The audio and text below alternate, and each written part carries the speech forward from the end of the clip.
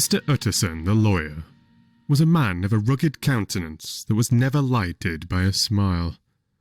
Cold, scanty, and embarrassed in discourse, backward in sentiment, lean, long, dusty, dreary, and yet somehow lovable. At friendly meetings, and when the wine was to his taste, something eminently human beaconed from his eye, something indeed which never found its way into his talk, but which spoke not only in these silent symbols of the after-dinner face, but more often and loudly in the acts of his life. He was austere with himself, drank gin when he was alone, to mortify a taste for vintages, and though he enjoyed the theatre, had not crossed the doors of one for 20 years. But he had an approved tolerance for others, sometimes wondering, almost with envy, at the high pressure of spirits involved in their misdeeds, and in any extremity inclined to help rather than to reprove. "I incline to Cain's heresy," he used to say quaintly. "I let my brother go to the devil in his own way." In this character, it was frequently his fortune to be the last reputable acquaintance and the last good influence in the lives of down-going men. And to such as these, so long as they came about his chambers, he never marked a shade of change in his demeanour. No doubt the feat was easy to Mr. Utterson, for he was undemonstrative at the best, and even his friendship seemed to be founded in a similar catholicity of good nature. It is the mark of a modest man to accept his friendly circle ready-made from the hands of opportunity, and that was the lawyer's way. His friends were those of his own blood, or those whom he had known the longest. His affections, like ivy, were the growth of time. They implied no aptness in the object. Hence, no doubt, the bond that united him to Mr. Richard Enfield, his distant kinsman, the well-known man about town. It was a nut to crack for many, what these two could see in each other, or what subject they could find in common. It was reported by those who encountered them in their Sunday walks that they said nothing, looked singularly dull, and would hail with obvious relief the appearance of a friend. For all that, the two men put the greatest store by these excursions, counted them the chief jewel of each week, and not only set aside occasions of pleasure, but even resisted the calls of business, that they might enjoy them uninterrupted. It chanced on one of these rambles that their way led them down a by-street in a busy quarter of London. The street was small and what is called quiet, but it drove a thriving trade on the weekdays. The inhabitants were all doing well, it seemed, and all emulously hoping to do better still, and laying out the surplus of their grains in coquetry, so that the shop fronts stood along that thoroughfare with an air of invitation, like rows of smiling saleswomen. Even on Sunday, when it veiled its more florid charms and lay comparatively empty of passage, the street shone out in contrast to its dingy neighbourhood like a fire in a forest, and with its freshly painted shutters, well-polished brasses, and general cleanliness and gaiety of note, instantly caught and pleased the eye of the passenger. 2 doors from one corner, on the left hand going east, the line was broken by the entry of a court, and just at that point, a certain sinister block of building thrust forward its gable on the street. It was 2 stories high, showed no window, nothing but a door on the lower story, and a blind forehead of discoloured wall on the upper, and bore in every feature the marks of prolonged and sordid negligence. The door, which was equipped with neither bell nor knocker, was blistered and distained. Tramps slouched into the recess and struck matches on the panels. Children kept shop upon the steps. The schoolboy had tried his knife on the mouldings, and for close on a generation, no one had appeared to drive away these random visitors, or to repair their ravages. Mr. Enfield and the lawyer were on the other side of the by-street, but when they came abreast of the entry, the former lifted up his cane and pointed. "Did you ever remark that door?"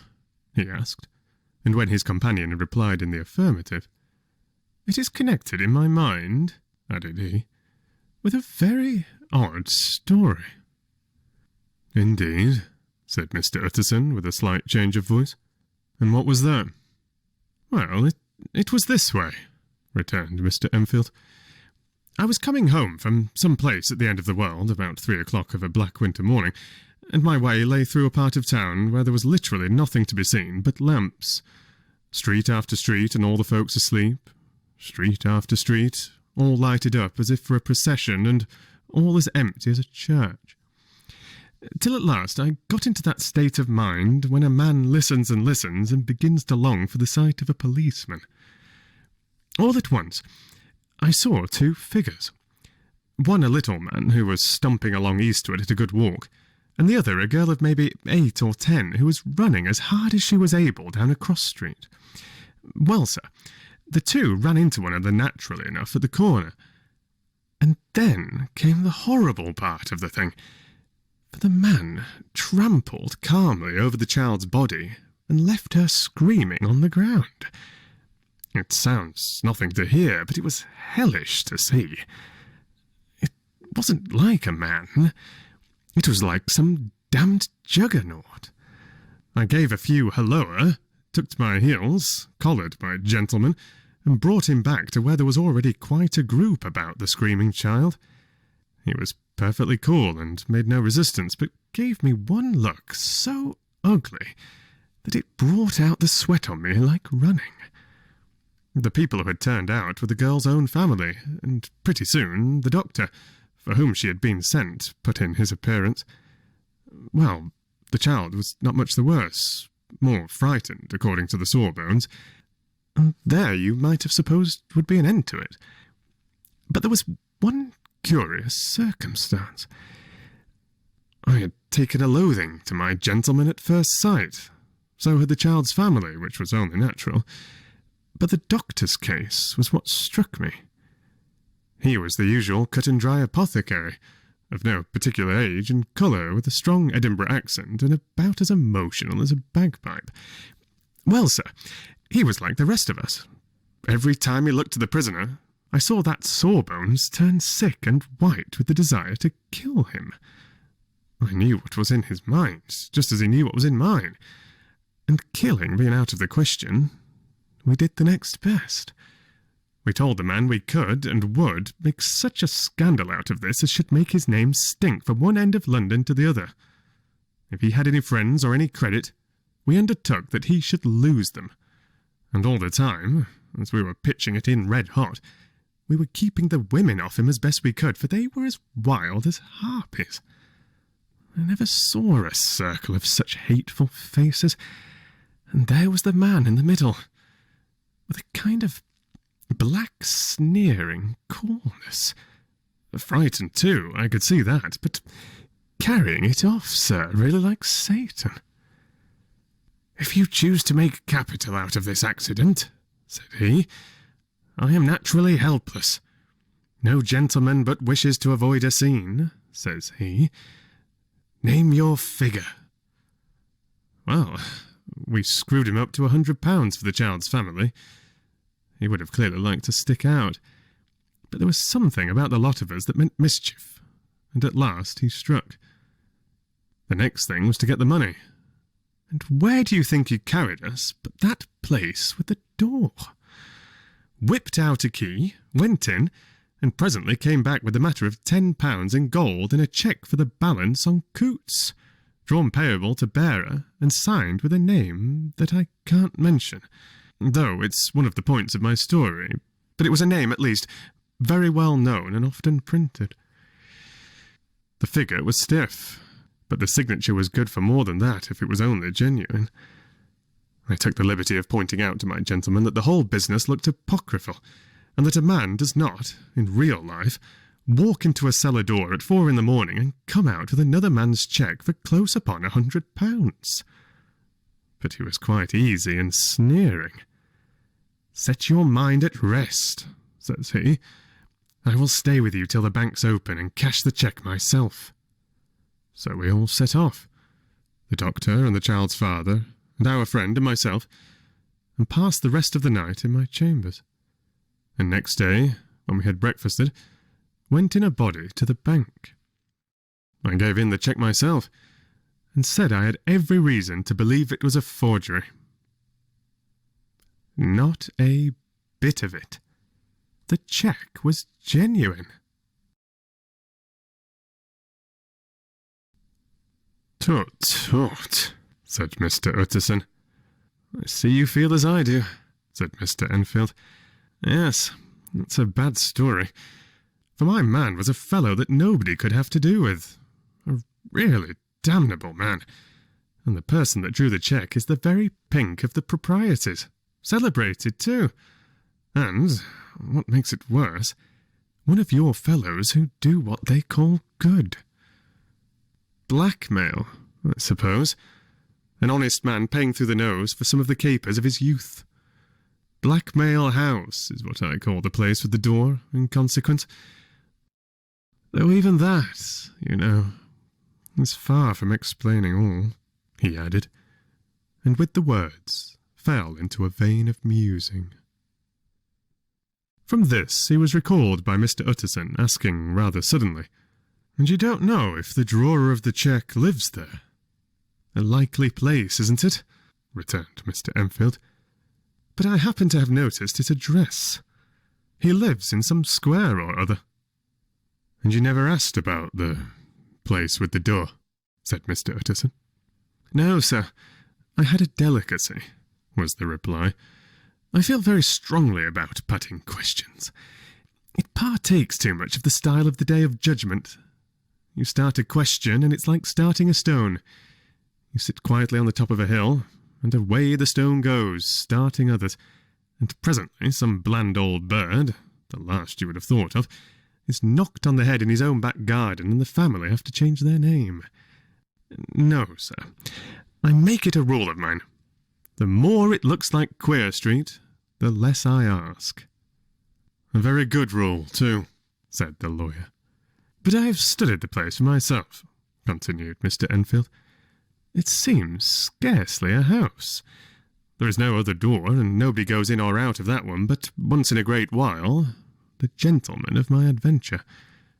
There are 3 windows looking on the court on the first floor, none below. The windows are always shut, but they're clean.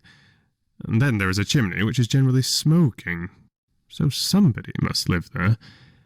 And yet it's not so sure, for the buildings are so packed together about the court that it's hard to say where one ends and another begins." The pair walked on again for a while in silence. And then, "Enfield," said Mr. Utterson, "that's a good rule of yours." "Yes, I think it is," returned Enfield. "But for all that," continued the lawyer, "there's one point I want to ask. I want to ask the name of that man who walked over the child." "Well," said Mr. Enfield, "I can't see what harm it would do. It was a man of the name of Hyde." Said Mr. Utterson. "What sort of man is he to see?" "He's not easy to describe. There is something wrong with his appearance, something displeasing, something downright detestable. I never saw a man I so disliked, and yet I scarce know why. He must be deformed somewhere. He gives a strong feeling of deformity, although I can't specify the point. He's an extraordinary-looking man, and yet I really can name nothing out of the way. No, sir, I can make no hand of it. I can't describe him. And it's not want of memory, for I declare I can see him this moment." Mr. Utterson again walked some way in silence, and obviously under a weight of consideration. "You are sure he used a key?" he inquired at last. "My dear sir," began Enfield, surprised out of himself. "Yes, I know," said Utterson. "I know it must seem strange. The fact is, if I do not ask you the name of the other party, it is because I know it already. You see, Richard, your tale has gone home. If you have been inexact in any point, you had better correct it. I think you might have warned me, returned the other with a touch of sullenness, but I have been pedantically exact, as you call it. The fellow had a key, and what's more, he has it still. I saw him use it not a week ago. Mr. Utterson sighed deeply, but said never a word, and the young man presently resumed. Here is another lesson to say nothing, said he. I am ashamed of my long tongue. Let us make a bargain never to refer to this again. With all my heart, said the lawyer. I shake hands on that, Richard.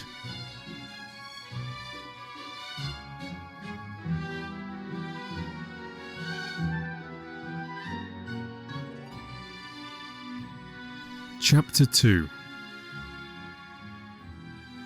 Search for Mr. Hyde.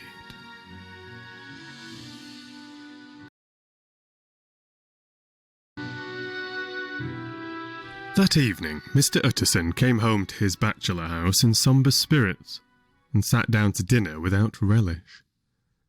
It was his custom of a Sunday, when the meal was over, to sit close by the fire, a volume of some dry divinity on his reading desk, until the clock of the neighbouring church rang out the hour of 12, when he would go soberly and gratefully to bed.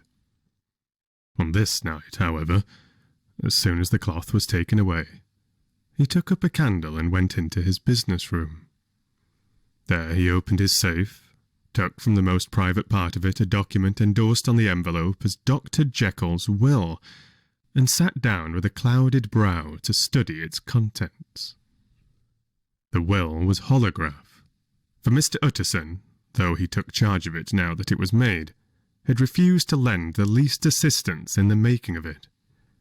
It provided not only that, in case of the decease of Henry Jekyll, M.D., D.C.L., L.L.D., F.R.S., etc., all his possessions were to pass into the hands of his friend and benefactor, Edward Hyde, but that in case of Dr. Jekyll's disappearance or unexplained absence for any period exceeding 3 calendar months, the said Edward Hyde should step into the said Henry Jekyll's shoes without further delay and free from any burthen or obligation beyond the payment of a few small sums to the members of the doctor's household. This document had long been the lawyer's eyesore. It offended him both as a lawyer and as a lover of the sane and customary sides of life, to whom the fanciful was the immodest. And hitherto it was his ignorance of Mr. Hyde that had swelled his indignation. Now, by a sudden turn, it was his knowledge. It was already bad enough when the name was but a name of which he could learn no more. It was worse when it began to be clothed upon with detestable attributes, and out of the shifting, insubstantial mists that had so long baffled his eye, there leaped up the sudden, definite presentment of a fiend. I thought it was madness, he said, as he replaced the obnoxious paper in the safe. And now I begin to fear it is disgrace. With that, he blew out his candle, put on a greatcoat, and set forth in the direction of Cavendish Square, that citadel of medicine where his friend, the great Dr. Lanyon, had his house and received his crowding patients. If anyone knows, it will be Lanyon, he had thought. The solemn butler knew and welcomed him. He was subjected to no stage of delay, but ushered direct from the door to the dining-room, where Dr. Lanyon sat alone over his wine. This was a hearty, healthy, dapper, red-faced gentleman, with a shock of hair prematurely white, and a boisterous and decided manner. At sight of Mr. Utterson, he sprang up from his chair and welcomed him with both hands. The geniality, as was the way of the man, was somewhat theatrical to the eye, but it reposed on genuine feeling. For these two were old friends, old mates, both at school and college, both thorough respecters of themselves and of each other, and what does not always follow, men who thoroughly enjoyed each other's company. After a little rambling talk, the lawyer led up to the subject which so disagreeably preoccupied his mind. "I suppose, Lanyon," said he, "you and I must be the two oldest friends that Henry Jekyll has." "I wish the friends were younger," chuckled Dr. Lanyon, "but I suppose we are. And what of that? I see little of him now." "Indeed?" said Utterson. "I thought you had a bond of common interest." "We had," was the reply, "but it is more than 10 years since Henry Jekyll became too fanciful for me. He began to go wrong in mind, and though of course I continue to take an interest in him for old sake's sake, as they say, I see and have seen devilish little of the man. Such unscientific balderdash," added the doctor, flushing suddenly purple, "would have estranged Damon and Pythias." This little spirit of temper was somewhat of a relief to Mr. Utterson. "They have only differed on some point of science," he thought, and being a man of no scientific passions, except in the matter of conveyancing, he even added, "It is nothing worse than that." He gave his friend a few seconds to recover his composure, and then approached the question he had come to put. "Did you ever come across a protégé of his? One Hyde?" he asked. "Hyde?" repeated Lanyon. "No, never heard of him. Since my time." That was the amount of information that the lawyer carried back with him to the great dark bed, on which he tossed to and fro until the small hours of the morning began to grow large. It was a night of little ease to his toiling mind, toiling in mere darkness and besieged by questions. 6 o'clock struck on the bells of the church that was so conveniently near to Mr. Utterson's dwelling, and still he was digging at the problem. Hitherto it had touched him on the intellectual side alone, but now his imagination was also engaged, or rather enslaved, and as he lay and tossed in the gross darkness of the night and the curtained room, Mr. Enfield's tale went by before his mind in a scroll of lighted pictures. He would be aware of the great field of lamps of a nocturnal city, then of the figure of a man walking swiftly, then of a child running from the doctors, and then these met, and that human juggernaut trod the child down and passed on, regardless of her screams. Or else he would see a room in a rich house where his friend lay asleep, dreaming and smiling at his dreams, and then the door of that room would be opened, the curtains of the bed plucked apart, the sleeper recalled, and lo, there would stand by his side a figure to whom power was given, and even at that dead hour he must rise and do its bidding. The figure in these two phases haunted the lawyer all night, and if at any time he dozed over, it was but to see it glide more stealthily through sleeping houses, or move the more swiftly and still the more swiftly, even to dizziness, through wider labyrinths of lamp-lighted city, and at every street corner crush a child and leave her screaming. And still the figure had no face by which he might know it. Even in his dreams it had no face, or one that baffled him and melted before his eyes.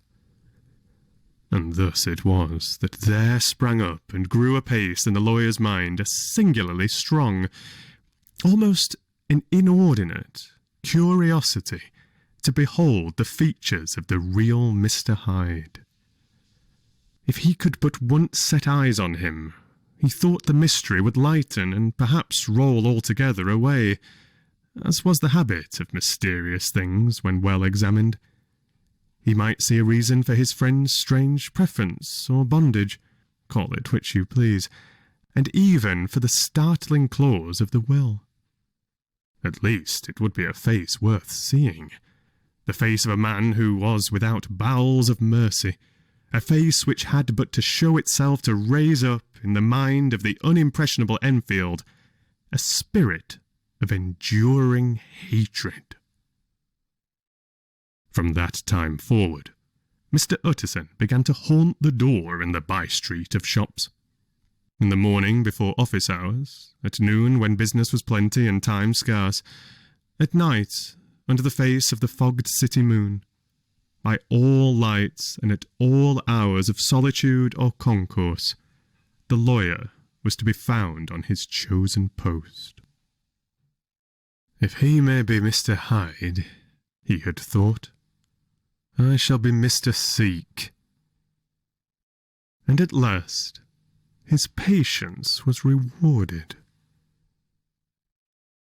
It was a fine dry night, frost in the air, the streets as clean as a ballroom floor, the lamps, unshaken by any wind, drawing a regular pattern of light and shadow.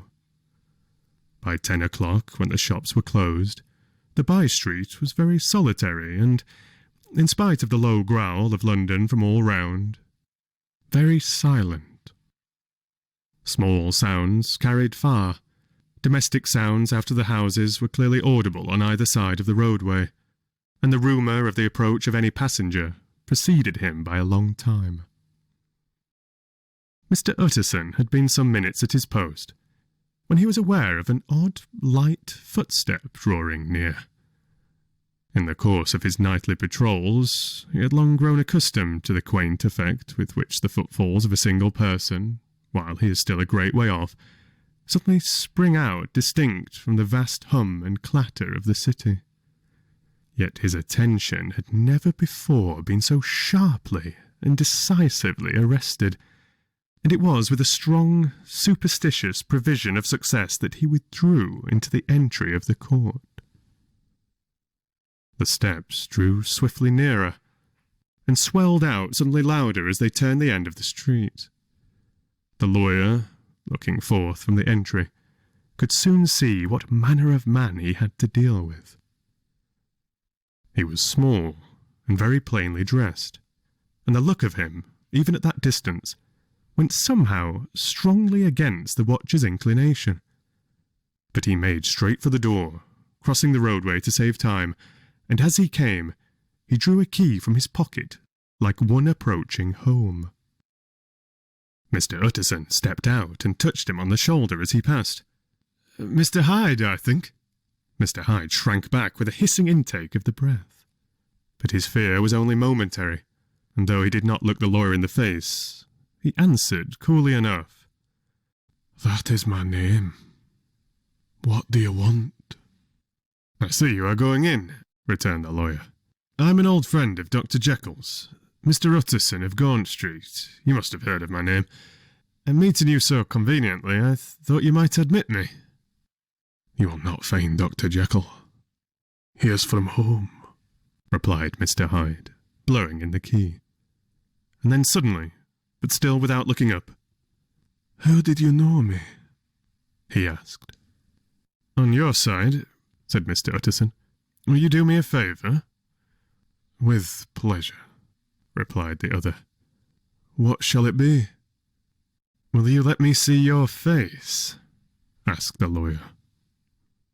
Mr. Hyde appeared to hesitate, and then, as if upon some sudden reflection, fronted about with an air of defiance, and the pair stared at each other pretty fixedly for a few seconds. "Now I shall know you again," said Mr. Utterson. "It may be useful." "Yes," returned Mr. Hyde. "It is as well we have met. And apropos, you should have my address." And he gave a number of a street in Soho. "Good God," thought Mr. Utterson, "can he too have been thinking of the will?" but he kept his feelings to himself, and only grunted an acknowledgment of the address. "And now," said the other, "how did you know me?" "By description," was the reply. "Whose description?" "We have common friends," said Mr. Utterson. "Common friends?" echoed Mr. Hyde, a little hoarsely. "Who are they?" "Jekyll, for instance," said the lawyer. "He never told you," cried Mr. Hyde with a flush of anger. "I did not think you would have lied." "Come," said Mr. Utterson, "that is not fitting language." The other snarled aloud into a savage laugh, and the next moment, with extraordinary quickness, he had unlocked the door and disappeared into the house. The lawyer stood a while when Mr. Hyde had left him, the picture of disquietude. Then he began slowly to mount the street, pausing every step or two and putting his hand to his brow like a man in mental perplexity. The problem he was thus debating as he walked was one of a class that is rarely solved. Mr. Hyde was pale and dwarfish. He gave an impression of deformity without any nameable malformation. He had a displeasing smile. He had borne himself to the lawyer with a sort of murderous mixture of timidity and boldness, and he spoke with a husky, whispering and somewhat broken voice. All these were points against him, but not all of these together could explain the hitherto unknown disgust, loathing, and fear with which Mr. Utterson regarded him. "There must be something else," said the perplexed gentleman. "There is something more, if I could find a name for it. God bless me, the man seems hardly human. Something troglodytic, shall we say? Or can it be the old story of Dr. Fell? Or is it the mere radiance of a foul soul that thus transpires through and transfigures its clay continent? The last, I think. For, oh, my poor old Harry Jekyll, if I ever read Satan's signature upon a face, it is on that of your new friend." Round the corner from the by-street, there was a square of ancient, handsome houses, now for the most part decayed from their high estate and let in flats and chambers to all sorts and conditions of men. Map engravers, architects, shady lawyers, and the agents of obscure enterprises. One house, however, second from the corner, was still occupied entire, and at the door of this, which wore a great air of wealth and comfort, though it was now plunged in darkness except for the fanlight, Mr. Utterson stopped and knocked. A well-dressed, elderly servant opened the door. "Is Dr. Jekyll at home, Paul?" asked the lawyer. "I will see, Mr. Utterson," said Paul, admitting the visitor as he spoke into a large, low-roofed, comfortable hall paved with flags, warmed, after the fashion of a country house, by a bright, open fire and furnished with costly cabinets of oak. "Will you wait here by the fire, sir, or shall I give you a light in the dining-room?" "Here, thank you," said the lawyer, and he drew near and leaned on the tall fender. This hall, in which he was now left alone, was a pet fancy of his friend the doctor's, and Utterson himself was wont to speak of it as the pleasantest room in London. But tonight there was a shudder in his blood. The face of Hyde sat heavy on his memory. He felt, what was rare with him, a nausea and distaste of life, and in the gloom of his spirits he seemed to read a menace in the flickering of the firelight on the polished cabinets, and the uneasy starting of the shadow on the roof. He was ashamed of his relief when Paul presently returned to announce that Dr. Jekyll was gone out. "I saw Mr. Hyde going by the old dissecting room, Paul," he said. "Is that right when Dr. Jekyll is from home?" "Quite right, Mr. Utterson, sir," replied the servant. "Mr. Hyde has a key. Your master seems to repose a great deal of trust in that young man, Paul, resumed the other musingly. Yes, sir, he does indeed, said Paul. We have all orders to obey him. I do not think I ever met Mr. Hyde, asked Utterson. Oh dear no, sir. He never dines here, replied the butler. Indeed, we see very little of him on this side of the house.